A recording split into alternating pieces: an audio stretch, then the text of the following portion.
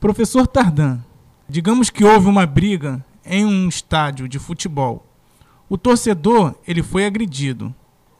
Ele pode entrar com algum tipo de reclamação? O torcedor, ele é consumidor? O Anderson, bom dia Fajardo, bom dia ouvinte. Sua pergunta é muito interessante, porque nós temos o Código de Defesa do Consumidor, que foi uma lei que entrou em vigor em 1991, ou seja, uma lei que foi aprovada pelo Congresso Nacional em 90, entrou em vigor em 91. E depois do Código de Defesa do Consumidor, mais recentemente, nós passamos a ter o Estatuto do Torcedor. Né? Estatuto do Torcedor, uma lei mais recente. A pergunta, então, é: torcedor é a mesma coisa que consumidor?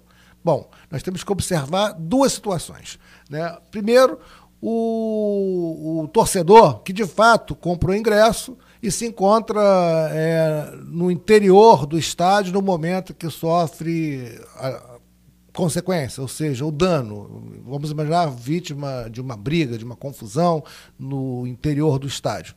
Este, sem dúvida nenhuma, é de fato o consumidor. Veja o seguinte: ele comprou ingresso e pagou pelo ingresso e ele está no interior do estádio e sofre um dano.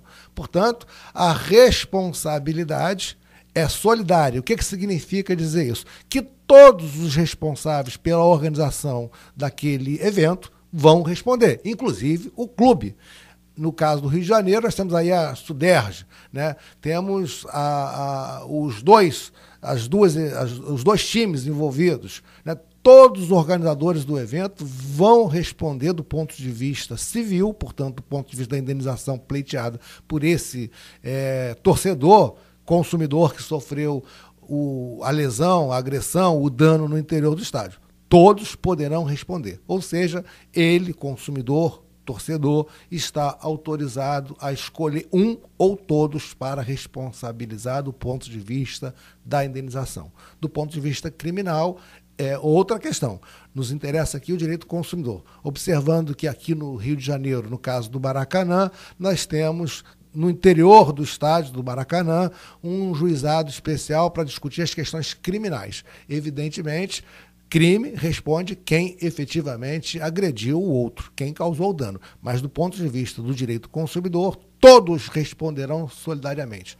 O agressor, os organizadores do evento, todos. Então, o consumidor pode escolher, né, contra quem ele vai propor a ação. Essa é uma situação. Então, esse torcedor, inequivocamente, é um consumidor. Agora, e aqueles torcedores que não conseguiram ingressar no interior do estádio? Por exemplo, ele foi no último momento tentar comprar ingresso e não conseguiu, e não conseguindo comprar ingresso, ele se encontra ali próximo do estádio.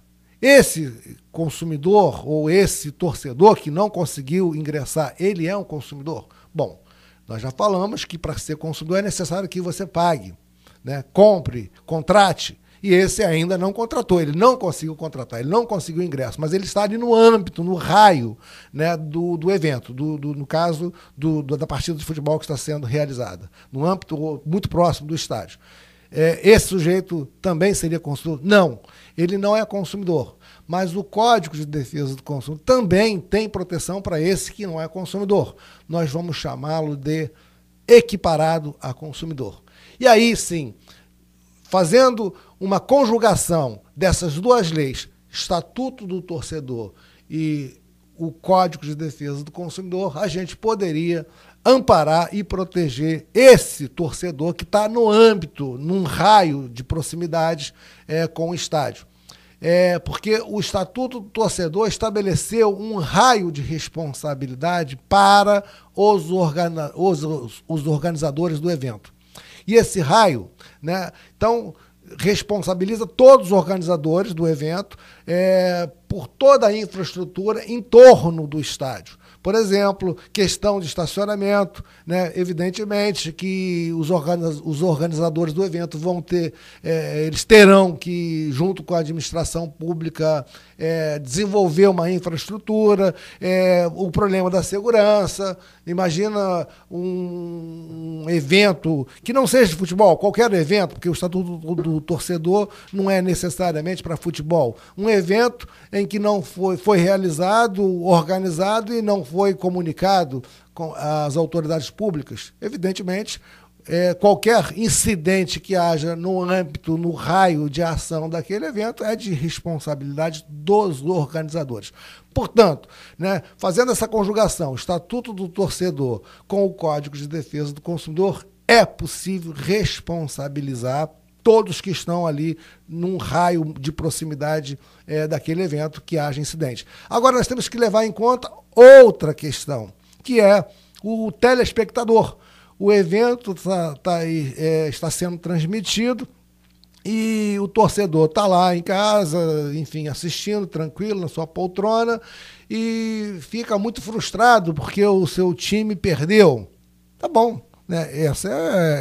O futebol tem isso, uma caixinha de surpresa, mas perdeu. E ele descobre que o seu time perdeu porque o resultado foi manipulado por um cartola qualquer.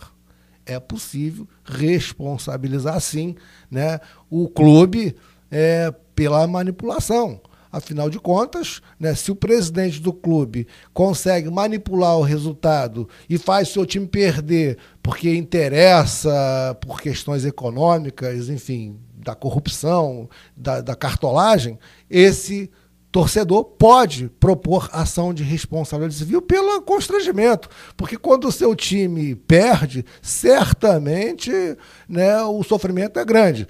Nós temos aí uma questão muito recente, que foi a derrota do Fluminense aqui no Maracanã. Certamente, né, os torcedores do Fluminense sofreram muito, mas me parece, né, que nos pênaltis nós não poderíamos dizer que os resultados foram manipulados.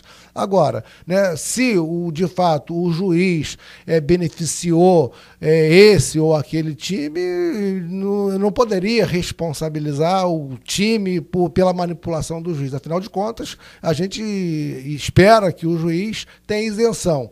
Para que você possa propor uma ação de responsabilidade pelo resultado ruim do seu clube, é necessário que você demonstre que tenha havido um desvio de conduta, né, pré-meditado por parte dos organizadores do evento. Porque simplesmente, o meu técnico ou o presidente do clube foi incompetente. Tá bom, para isso temos os contratos, as eleições nos clubes, que se mude o dirigente, que se mude o técnico. É necessário que haja um desvio de conduta, ou seja, intencional de causar um determinado resultado. Se você conseguir demonstrar isso, é possível que haja uma ação de responsabilidade civil. Lembre-se que nós já abordamos aqui em outro programa o que é necessário para que haja uma ação de responsabilidade civil. É necessário que haja desvio de conduta e dano, mas via de regra, quando você reclama uma indenização, é necessário que você demonstre o dano.